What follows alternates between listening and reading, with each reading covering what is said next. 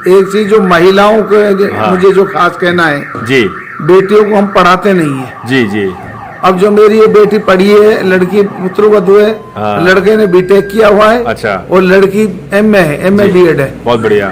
तो मैं मेरा इसको लाने का मकसद यही था, ये कि मेवात की मेयों की लड़कियां पढ़ती नहीं है। बहुत बढ़िया सवाल किया, बहुत बढ़िया। और तो ये मैं चाहता हूँ कि हर एक लड़की पढ़े और आगे बढ़े। कम से कम ससुराल जाएगी तो अपने बच्चों को पढ़ाएगी। हमारा जो शोषण हो रहा है वो बिना पढ़े ही हो रहा है। को देखने के लिए सब्सक्राइब करें हमारा चैनल।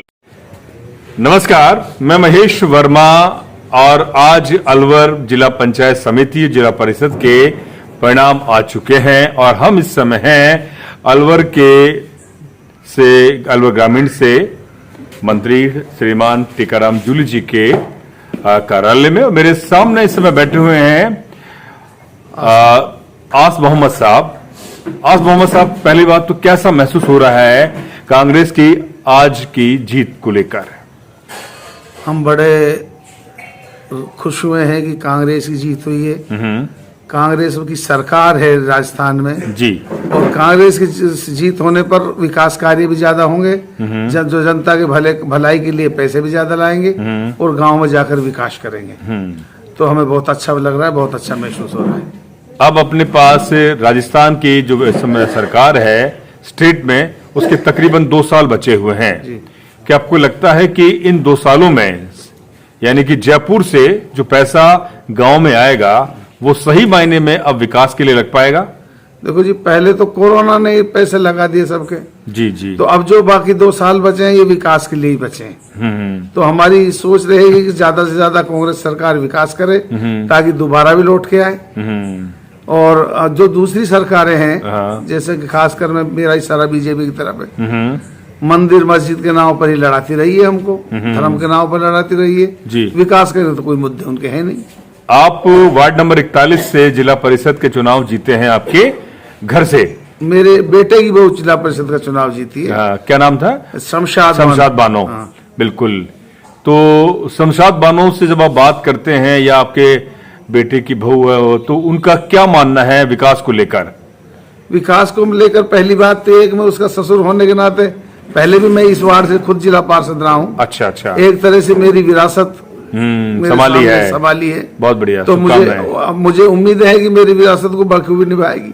जो प्यार मेरे ऊपर लोगों ने पहले निछावर किया था उसी तरह दोबारा निछावर किया है जी। और मैं उनके वादों पर खरा उतरूंगा। किन मुद्दों पर को लेकर आप गांव में अपने वार्ड में गए? खास मुद्दे तो थे जैसे पानी का जी। यहाँ पर पानी की बहुत समस्या है जी। पीने के पानी के लोगों के पास नहीं है जी। पानी की समस्या को लेकर ज्यादा हॉस्पिटलों की भी कमी है। तो ये ज्यादा मुद्दे रहे, हमने उनसे ज्यादा तो पानी पे जोर रखा। पानी पर अभी आपने एक सवाल किया था कि जो बीजेपी है वो हिंदू और मुसलमान के बीच खाई पैदा करती है, और क्या लगता है कि अब आप यहाँ पर सरकार है और जिला पंचायत समिति परिषद में भी आपका अब बोर्ड बनेगा, प्रमुख बनेगा, क्या कोई ऐसी कौमी एकता के ऊपर आप ऐसा काम करेंगे कि अलवर में खास तौर पर एक ऐसी हवा बहे कि यहाँ के जो लोग हैं वो अमन चैन की बात करें और खास तौर पर बीजेपी के जो इस तरह के मसले हैं, माहौल है, उससे दूर रहें? मैं पहले तो एक छोटा सा शेर कहना चाहूंगा। कहें। भारत देश महान है जिसमें धर्म अनेक, तरह तरह का फूल खिलावे बाग सजावे एक। तो ये हमारी सोच होनी चाहिए। हमें भारतीयता पर, मानवता पर और इस पर नाज होना चाहिए। और हिंदू धर्म में 33 करोड़ देवी देवता हैं। वो कहते हैं, ये कहते हैं, जैसे सुना है हमने, पता नहीं तो 33 करोड़ देवी देवता है और एक देवता हमारा भी इसी में होता है। आप ये क्यों नहीं मानते? हम भी नहीं में। इंसान तो एक ही है। इंसान तो एक ही है, बिल्कुल है। तो हमारा तो यही मानना है कि 33 करोड़ देवी देवता में हमारा भी देवता है। ये तो हमें खामेखा राजनीति के लिए बांटते। ऐसा तो कुछ नहीं रहा कि भाई इन्हीं का देवता है। कृष्ण हमारे भी हैं, इनके भी हैं, राम हमारे भी हैं, इनके। कोई अकेला का तो कोई रहा नहीं। मोहम्मद साहब इनके भी हैं, हमारे भी। बिल्कुल।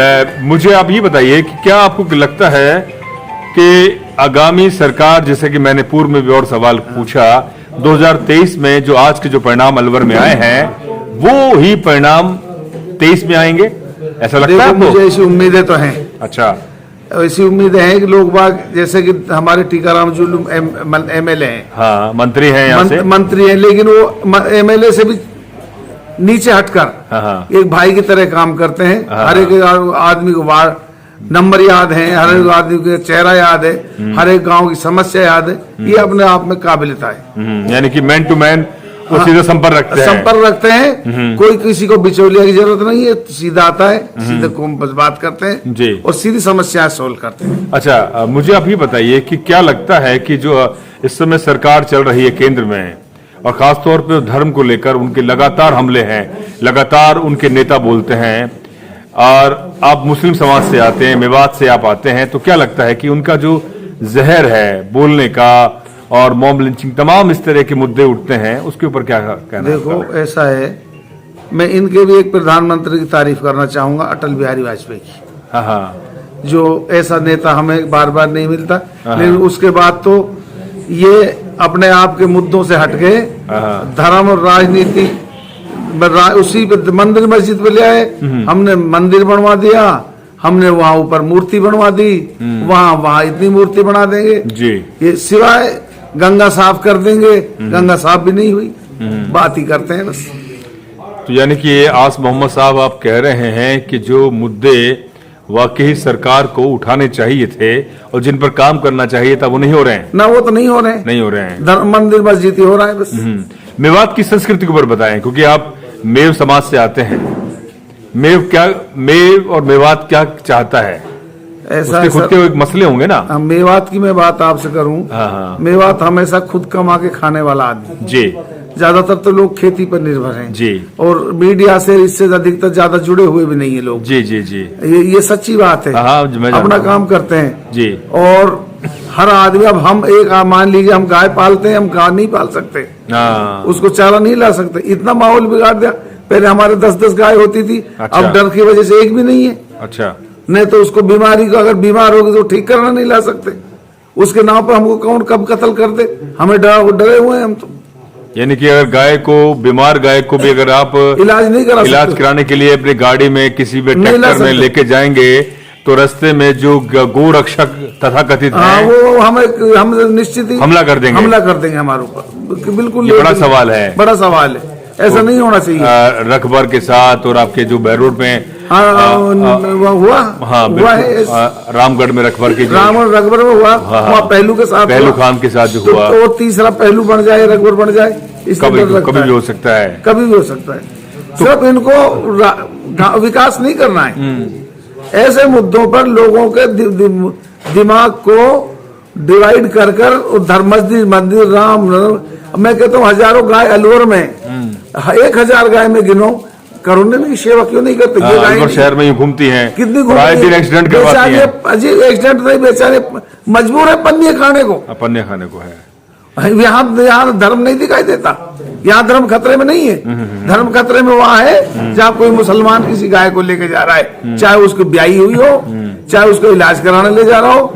अब मुसलमान ने भी ये कर दिया, भैया भैंस का ही दूध पी लेंगे, गाय का छोड़ो। यानी कि आप जो कह रहे हैं पूरी जिम्मेदारी से कह रहे हैं कि अब मेव समाज गाय पालने में डर रहा है क्योंकि इस तरह के हमले हो रहे हैं, गाय पालने में डर रहा है। हाँ। और जो कोई अगर कोई गाय के लिए कहता है तो उससे मना करता है, और बल्कि यहाँ तक भी हमारे गांव में तो पंचायत की है, अगर किसी ने गाय को रखा भी, मतलब किसी के साथ कुछ ऐसा हुआ, कोई अगर मान ले किसी ने गाय से की हत्या की, तो उससे समाज उसको पुलिस में पकड़वाएगा। सब लोगों ने, एक की वजह से सारा समाज बदनाम होता है। अच्छा, मुझे बताइए, कांग्रेस की सरकार है इसमें राज्य में, ये जो मुद्दे हो रहे हैं गाय रक्षक और गो रक्षक जो हैं तथा कथित, उन हमलों पर अब कितना अंकुश लगा है? मैं तो ये कहता हूँ कि हमारे जो मोमडन्स है ना, उन्होंने तो पूरा अंकुश लगा दिया। नहीं, सरकार की तरफ से, सरकार का पुलिस में और जो चौकियां बनी पड़ी हैं इस तरह की, क्या मोमडन तो कोई कर ही नहीं रहा। हाँ, ये कौन लोग कर रहे हैं? हाँ, जो लोग कर रहे हैं मोमडन नहीं कर रहा, अलवर का मेव नहीं कर रहा। मान लीजिए गाय लेकर आप जाते हैं तो आपकी रक्षा के लिए पुलिस है, जा ही नहीं रहा, कोई जा ही नहीं रहा, कोई जा ही नहीं रहा। अच्छा, क्यों जाए? अपनी जान की बाजी क्यों लगाएं? चलिए, आखिर में ये एक सवाल, आपके जो वोटर थे जिन्होंने आपको समर्थन दिया, उनको क्या कहना चाहेंगे आप? मैं यही कहना चाहूंगा, जो विकास मुद्दे छूटे पड़े हैं उनमें आप करेंगे, उनको अपना काम करेंगे। पानी के मुद्दे पे काम करेंगे, हॉस्पिटल के मुद्दे पे काम करेंगे, और सड़क पे काम करेंगे। जो भी जनता की भलाई के लिए होगा वो सारे काम करेंगे। जो मंत्री जी नहीं जा पा रहे, इनका सहयोग करेंगे, इनका हाथ बटाएंगे, उनका हाथ बटा कर इनके साथ मिलकर काम करेंगे। पंचायत राज से जो पैसा आएगा, अब अभी तो जिला परिषद का आता था एमएलए साहब का, अब जिला परिषद के जिला प्रमुख का भी आएगा, वो जनता में बांटेंगे बराबर बराबर। बहुत बहुत शुक्रिया। तो मेरे साथ थे इस समय आस मोहम्मद साहब, वार्ड नंबर 41 से इनके बेटे की बहू जीती है, और कह रहे हैं वो सीधे जिम्मेदारी से कि जो अब जिला परिषद से जो बजट आएगा, आवंटन होगा, उसको विकास के कार्यों में लगाएंगे। खासतौर पर पानी का मुद्दा है, स्वास्थ्य का मुद्दा है, शिक्षा का मुद्दा है, सड़क, पानी, तमाम जो गांव में मुद्दे होते हैं, उन मुद्दों पर बड़ी जिम्मेदारी के साथ उनकी जो अब उत्तराधिकारी बहू है वो निभाएगी। एक चीज जो महिलाओं के मुझे जो खास कहना है जी, बेटियों को हम पढ़ाते नहीं है। जी जी। अब जो मेरी ये बेटी पढ़ी है, लड़की पुत्रवधू है, लड़के ने बीटेक किया हुआ है, अच्छा, और लड़की एमए है, एमए बीएड है। बहुत बढ़िया। तो मैं मेरा इसको लाने का मकसद यही था, ये कि मेवात की मेयों की लड़कियां पढ़ती नहीं है। बहुत बढ़िया सवाल किया, बहुत बढ़िया। और तो ये मैं चाहता हूँ कि हर एक लड़की पढ़े और आगे बढ़े, कम से कम ससुराल जाएगी तो अपने बच्चों को पढ़ाएगी। हमारा जो शोषण हो रहा है वो बिना पढ़े ही हो रहा है। मैं एक ही बात पूछ रहा हूँ कि मेव समाज दकियानूसी समझ, रूढ़िवादी, रूढ़िवादी मतलब कि जो परंपराएं हैं कि घूंघट में और पति की जूती की तरह उसका एक हमारे गांव में होता है कि क्या जब शिक्षा का उसके अंदर संचार हुआ, पढ़ी लिखी, तो वो अब अपने समाज को वो एक दिशा दे सकती है। ये दिशा देने के लिए जैसे मैंने मेरी पुत्र वधू को चुना है, तो मैं समझता हूँ एक को चुना है तो कम से कम ये 1000 तो पैर बनाएगी और लड़कियों को पढ़वाऊंगा। और मुझसे आप एक वादा कीजिए कि आपके जो पुत्र वधू हैं वो डेमोक्रेटिक भारत पर इंटरव्यू देगी। बिल्कुल देगी। मैं कोई भी इंटरव्यू लूंगा शिक्षा के ऊपर, एजुकेशन पर, बिल्कुल अवेयरनेस पे, जागरूकता पे, बिल्कुल जागरूकता, जिससे कि लड़कियों का एक आइडल सोच जाए कि मेरे समाज की एक लड़की जहां पर आज भी सामंती सोच रहती है घरों के अंदर और पितृसत्तात्मक सोच रहती है। मैं बात बताऊं आपको। हाँ जी। मेरे छोटे भाई की मिसेज है, बीए है, बहुत बढ़िया, और रायब का इस समय सरपंच, मौजूदा सरपंच है। अच्छा।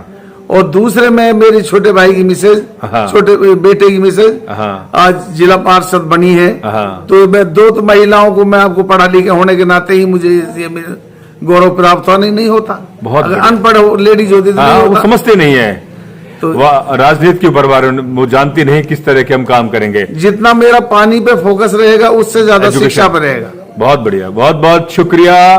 आस मोहम्मद साहब ने आखिरी में अपनी पुत्र वधू को जो जिम्मेदारी दी है अपने 41 नंबर वार्ड से, और खासतौर पर शिक्षा की बात जो कह रहे हैं कि कहते हैं कि शिक्षा शेरनी का दूध है, और ये बात बाबा साहब डॉक्टर भीमराव अंबेडकर साहब ने कही है कि अगर शिक्षा है तो दुनिया के तमाम काम आप आसानी से कर सकते हैं, भले जेब में पैसा नहीं हो।